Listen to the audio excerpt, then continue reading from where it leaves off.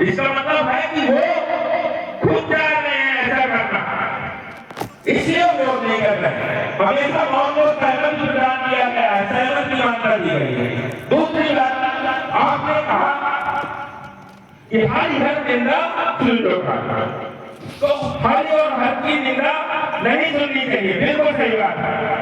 लेकिन यहाँ पर निंदा सुनने के बाद क्या उन्होंने विरोध किया, उसके बाद ये प्रकरण क्या है, आपने बताया ना कि अगर समर्थ है तो उसकी जीवा काट लो, नहीं तो अपने कान बंद कर वहां से निकल जाओ। तो जिसने भी विरोध किया, विरोध किसने किया? ऋषि दधीच और किसने किया था? दूसरे ऋषि कौन थे? चेमन ऋषि। तो क्या इनमें इतनी समर्थ नहीं थी? क्या इनमें इतनी समर्थ नहीं थी कि उसका प्रत्युत्तर कर सके? क्यों नहीं उन्होंने अच्छे से विरोध किया कि वो वार्तालाप करते चले थे? हाँ, आप कहते हैं कि ऋषि दधीच समर्थ थे। क्या ऋषि दधीच विष्णु से युद्ध करने के लिए समर्थ थे? नहीं। दक्ष की यज्ञ में हर युद्ध का कारोबार, सुरक्षा का कारोबार, सुरक्षा का कारोबार विष्णु के हाथों में दिया गया और ना ही दधीच और ना ही कौन विष्णु से युद्ध करने में समर्थ हुआ नहीं। इसलिए उन्होंने शब्दों का प्रयोग किया, निंदा का प्रयोग किया और वहां से चले गए। इतना ही नहीं, मैया सती जब वहां पहुंची और उन्होंने देखा कि दक्ष की यज्ञ में शिव का कोई भाग नहीं है, तो उन्होंने भी विरोध किया और उन्होंने स्पष्ट रूप से कहा भी कि जिस किसने इस यज्ञ का समर्थन किया है उन सभी को उचित फल मिलेगा। और प्रमाण हुआ था, तुम्हें सबको पता, दक्ष का शीश उतार दिया गया। तो महादेव की निंदा का परिणाम यही होता है कि या तो उसका शीश उतार दिया जाए या फिर उसके फल कर दिया जाए। वो यज्ञ वहां पर विध्वंस हुई, तो क्या यहाँ पर ही इसका आप कह रहे हैं समझ है तो खुशियों क्यों नहीं करते? अरे सब महादेव ने ही कहा है, उमा तंत्र से यही बनाई, मन कलप से करई भलाई। ये एक संत और संतों के विषय में कहा गया है, उनका कोई पंडित भी करे तब भी वो उसका ही करते। तुझे इसलिए प्रयोग नहीं कर रहे हैं, तुझे ना समझा जाए कि कोई महादेव के पक्ष में खड़ा नहीं हो सकता, क्योंकि राजा जनक ही नहीं, पूरे प्रजावासियों को भी कहा गया है, पूर्ण नारी सुहत कुछ बनता, धर्मशील ज्ञानी गुणवंता। राजा जनक ही नहीं, राजा जनक की पूरी प्रजा को संत की उपाधि दी गई और संत का हृदय किस प्रकार का होता है वह बताने की और पिता की जीवन पहले भी बताया। उमा संत गए इन्हें बनाई, मन में करम नहीं करेगी भलाई। अगर इतना हिंदी समझ में आता तो और सुनो, ज्ञानी कहा जाता, ज्ञानी गुणवत्ता। तो ज्ञानियों के विषय में मैंने सुना है, वेदों में भी पढ़ा है कि विद्या विनय संपन्ने काम है कई हस्ती, पूरी दैव सपन्ने का कन्या हस्तंदर्जा। विद्या विनय प्रदान करती है, अहंकार नहीं। विद्या प्रियम दधाति, विद्या वह है जो कुत्ते में भी और इंसान में भी, हाथी में भी, सभी में ईश्वर का दर्शन करे, सर्वोत्तम उसे विद्या कहते हैं। इसे विद्या नहीं कहते कि किसी को देवता पर चढ़ा दिया है। अगर इस प्रकार की विद्या है तो आप धिक्कारना है इस विद्या को, धिक्कारना है जैसे अंत समाज को। चलिए, पूरी हो गई आपकी बात। आपने कहा कि जमन ने इसलिए विरोध नहीं किया क्योंकि भगवान विष्णु के हाथों में था उस यज्ञ का एक है कोई सब ठीक। लेकिन जो मुख्य बात है वो ये नहीं थी। मुख्य बात ये है कि जो ऋषि जमन थे ना, वो कोई साधारण ऋषि नहीं थे। उनका एक एक शब्द 1000 वर्ष के बराबर था, लेकिन फिर भी उन्होंने विरोध नहीं किया, क्योंकि राजा दक्ष के पक्ष में उनके पिता खड़े हुए थे।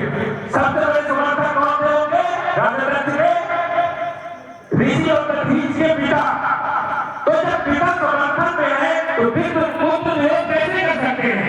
इसलिए वो अपमानग्रस्त वहां से चले गए और वो विरोध नहीं कर पाए। और दूसरी बात, आपने कहा कि ये शांत है इसलिए विरोध नहीं कर रहे, तो भगवान शंकर के बारे में तो मैंने जाना है कि जब इंद्र ने अपनी सभा में उनके लिए अपमानजनक शब्दों का प्रयोग किया था, जबकि इंद्र पहचाने गए थे शिव को, इसलिए उन्होंने अपमानजनक शब्दों का प्रयोग किया था। तब शिव ने बिना कुछ सोचे समझे तुरंत अपना तीसरा नेत्र खोल दिया।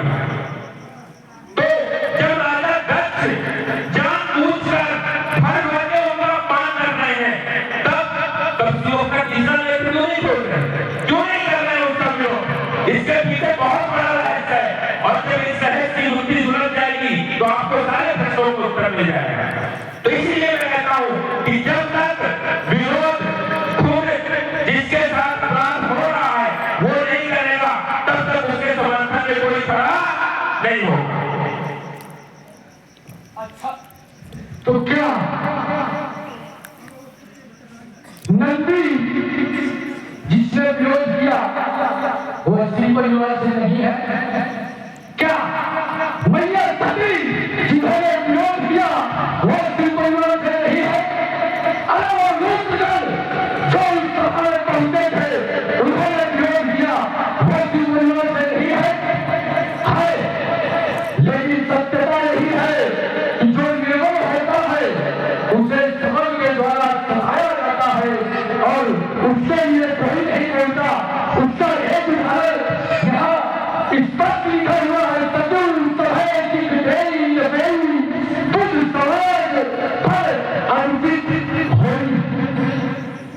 जो भी प्रभाव में शिक्षा बोली रहती, क्योंकि जो कौन राजा होता है उसके सचिव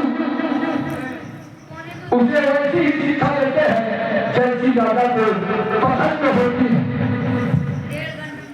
और ये सिद्धांत रहता है, ये सिद्धांत रहता है कि सचिव एक गुरु तीन जो प्रिय वही भय आस नाम भंग तन तीन दल होई बेदही नाश।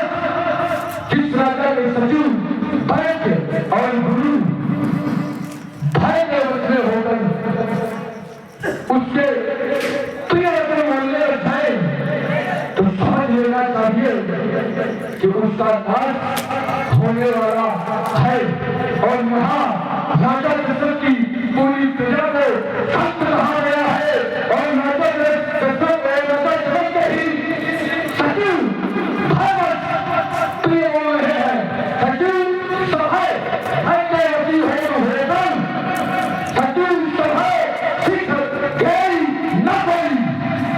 जो सचिव है राजा दशरथ के वो भयभीत है, वो भयवती होकर शिक्षा नहीं दे रहे हैं, और यदि कहा बुद्ध समाज है, इन बुद्धिमानों की समाज में बहुत बड़ा अन्याय हो रहा है।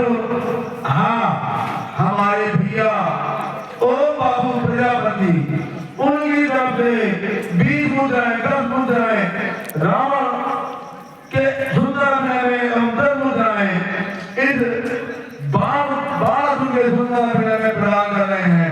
भैया जी को बहुत बहुत धन्यवाद।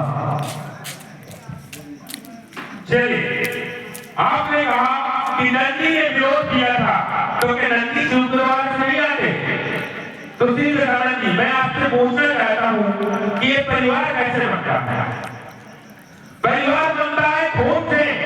क्या नंदी के साथ शिव का खून का रिश्ता था? अगर ऐसे आपको जोड़ना है तो बस का पूरी दुनिया पूरा विश्व हमारा परिवार है। तो ऐसे परिवार नहीं जोड़े जाते। रिश्ता कि माता सती ने विरोध किया।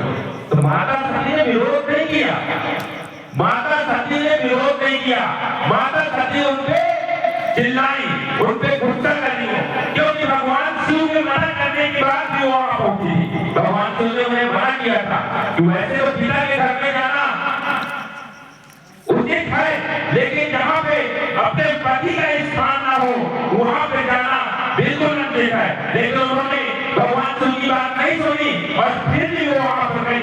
और वहां जाने के बाद जो कुछ भी हुआ उसके लिए उन्होंने अपने पिता को सुनाया, तो उन्होंने विरोध नहीं किया। और अगर नंदी ने जो भी किया वहां पे उसके लिए भगवान शिव ने उन्हें डांटा और माता सती को भी उन्होंने मना किया था, ये विरोध नहीं होता। तो मैंने जो बात आपसे कही कि जब तक जिसके साथ अपराध हो रहा हो अगर वो आवाज नहीं उठाएगा समाज में तब तक उसका समर्थन कोई नहीं कर सकता। दूसरी बात, आप कह रहे हैं निर्बल को ऐसे सुनाया जा रहा है, मतलब भाव में इतना बह जाओगे कि आपको ये भी पता नहीं रहेगा कि आप कहाँ पे खड़े होकर आप क्या बोल रहे हो। मतलब अपनी बात चिंता करने के लिए आप अपने गुरु को निर्बल बोल रहे हो कि भगवान शिव निर्बल है, कि भगवान शिव ने समर्थ नहीं की। तो अगर भगवान शिव ने समर्थ की और वो अनजाने में की गई भूल के लिए भी तुरंत एक क्षण में अपना तीसरा नेत्र खोल सकते थे और उन्होंने खोला था, तो फिर आज दक्ष जब जानबूझ कर उनका अपमान कर रहा था तब उन्होंने विरोध क्यों नहीं किया, तब क्यों नहीं खोला उन्होंने अपना तीसरा नेत्र। इस बात का जवाब दे दीजिए। आपने कहा कि क्यों नहीं खोला तीसरा नेत्र, सर्वभूत है जब मैया सती यज्ञ में विभक्त हुई, घोर करते हुआ पूरे विश्व का परिणाम स्वरूप दक्ष जी करता गया। आप नंदी ने विरोध किए, नंदी को बता नहीं, नंदी ने पूरे यज्ञ का विध्वंस किया, लेकिन नंदी विष्णु के सामने असमर्थ था। विष्णु वो भक्ति है जो पूरे विश्व में व्यक्त है, जिसका कभी विनाश न हो सके उसे विष्णु कहा जाता है। जिस भक्ति का कोई विनाश नहीं कर सकता वो विष्णु, जो हर जगह व्यक्त है वो विष्णु, तो उसे नंदी कैसे हरा सकता है। जो बोला सोच कर बोला दो, अरे वो हजार हाथ वाला विष्णु नंदी में छाए हुए धूल में गिरा सकता था, इसलिए नंदी वहां पर विरोध किया, लेकिन कुछ कर नहीं सका। यही कारण और कारण में विशेष नहीं हुआ। और आप कहते हैं, अरे आप लोग ही तो कहते हैं पुरुष विष्णु को ये भेंट नेति लड़कों में खाते हैं, ये भेंट उस विष्णु को बखान करते नहीं करते हैं। और यदि विष्णु इस अन्याय को चुपचाप सहन कर जाता है और सहन नहीं कर जाता, उसकी शिक्षा भी नहीं करता है। जब भगवान शिव के द्वारा भी हड्डी को भेजा गया तो उसी विष्णु ने उस यज्ञ की रक्षा हड्डी का उन्नयन रोका।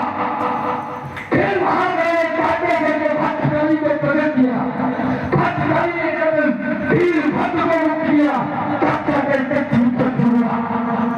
और आप कहते हैं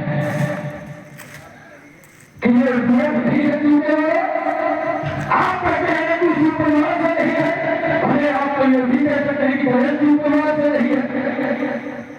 अरे शिव परिवार से गणेश भी है, शिव परिवार में नंदी भी है, शिव परिवार में धारण भी है, शिव परिवार में भैया पार्वती भी है, शिव परिवार में भैया सती भी है। पता नहीं कौन सा भेद बनके आप आ जाते हैं। चलिए, आपने अपने प्रश्नों का उत्तर खुद ही दे दिया। आप कह रहे हो कि वहां पे ऋषि चमन ने, ऋषि दधीच ने, नंदी ने वो कुछ क्यों नहीं कर पाए, क्योंकि भगवान विष्णु वहां के कारवान थे। तो आपने खुद ही उत्तर दे दिया कि क्यों नहीं विरोध किया, मुझे उत्तर देने की जरूरत ही नहीं है। दूसरी बात, मैंने सीधी बात कही थी आपसे कि भगवान शंकर वो है कोई यहाँ पे? वही तो संधारक है। तो जब वो किसी की अनजाने में की गई गलती के लिए तुरंत तीसरा नेत्र खोल सकते हैं, तो फिर राजा दक्ष की जानबूझकर की गई गलती के लिए उन्होंने विरोध क्यों नहीं किया? मेरी बात वही की वही है, और ये बात साधारण बात नहीं है, इसमें बहुत बड़ा रहस्य है, और इस रहस्य को बड़े बड़े संत मुनि भी नहीं समझ पाए और न ही आज तक समझा पाए। और जिस दिन इस रहस्य से पता खुल गया, उस दिन आपको सारे उत्तर मिल जाएंगे। इसलिए आप बात को मानिए। आप कह रहे हैं कि शिव जावत हुआ ना, तो शिव ने ईश्वर से कहा है, उस विष्णु के लिए ये संज्ञा है,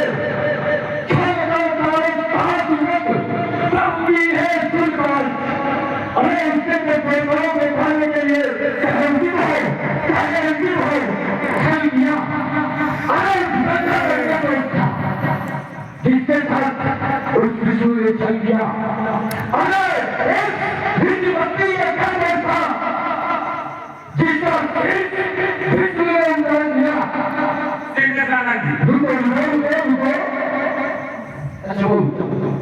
देखिए, यहाँ पे बात भगवान विष्णु ने क्या किया क्या नहीं किया इसकी नहीं है। यहाँ पर बात है कि भगवान शिव ने विरोध क्यों नहीं किया, भगवान शिव ने अपना तीसरा नेत्र क्यों नहीं खोला, भगवान शिव ने राजा दक्ष को कदम क्यों नहीं दी। बात ये है, आप ये मत बताइए कि विष्णु के बारे में उन्होंने क्या कहा, कि विष्णु ने क्या किया, ये बात बताइए। आप सीधे सीधे मेरा जो प्रश्न है उसका उत्तर दे दीजिए, आपके सारे जवाब इसी के अंदर छुपे हुए हैं। बस क्या तथ्य को सजा नहीं मिली, विष्णु के होते हुए भी तथ्य को सजा मिली, सभी जानते हैं उनके पास आज भी मौके का चीज है। हम विष्णु को 5 दिन